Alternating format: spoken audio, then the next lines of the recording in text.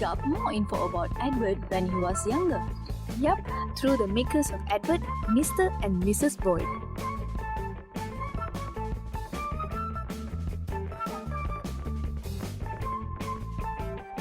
Oh, when he was young, he likes to play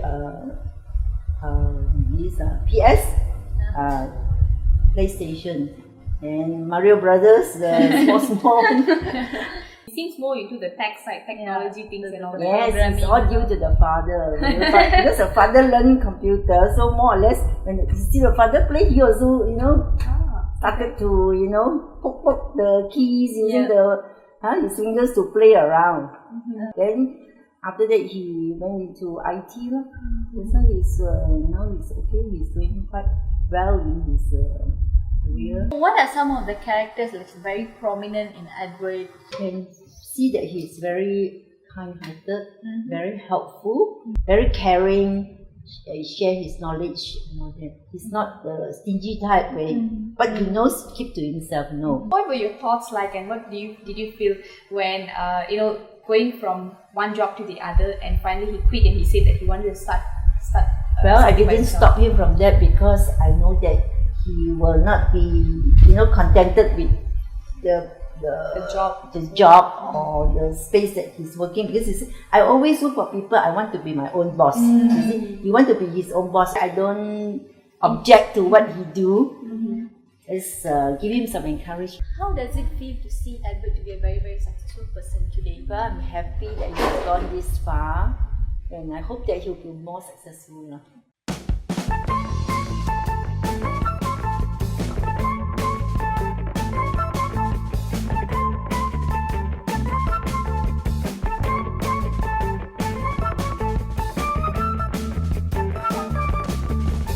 That's a very sweet conversation with Sally, but we're not quite done yet. That's a perspective from Edward's parents. Let's get to know Edward from the eyes of his friends. You can say he's Mr. Congeniality. It's true. I guess that's still the same today. He's one of the more imaginative friends at that time. You would have anticipated that Edward's going to do his IT and things like that. Yes, yeah. So he had always been a computer person. So I also remember when we were younger, when we got a computer after 1 or 2 years, and things weren't. I remember that one time the computer wasn't working, and I panicked. So I called him and said, "I want to come and save us," because it was my brothers and I, and we weren't exactly like the computer kind of guys. Just play computer games, and that's all we were concerned about. So he came and he fixed it. So even then, he had already known the inside and outside of computers, at least the software and some hardware at that time. I think primary school and probably secondary school towards. Yeah, so I always asked him, called him up, even during secondary school that time. So asked him, hey, what model should I buy? What printer? Is this good? Is it not good? So he is my guru for computer stuff.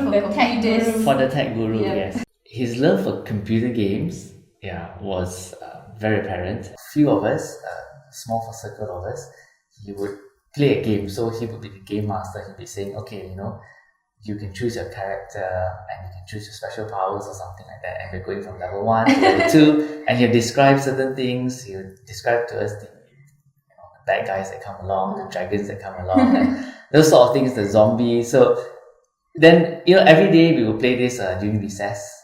Yeah. So he will be like the game master storyteller, and that is what we used to do. He's somebody who's very rich, and when I mean rich, is rich in emotion.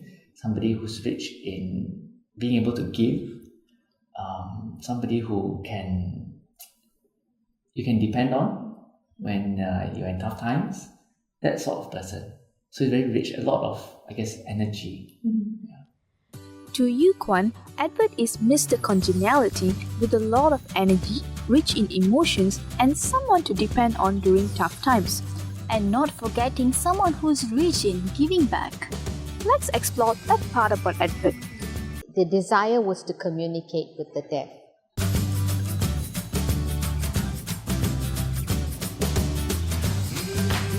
Generally had, and even until today, has a soft spot for the OKU. And I know that he has been helpful to a number of deaf individuals. Invited him to do our little small workshop on website, So some of the initial learnings from that was very helpful.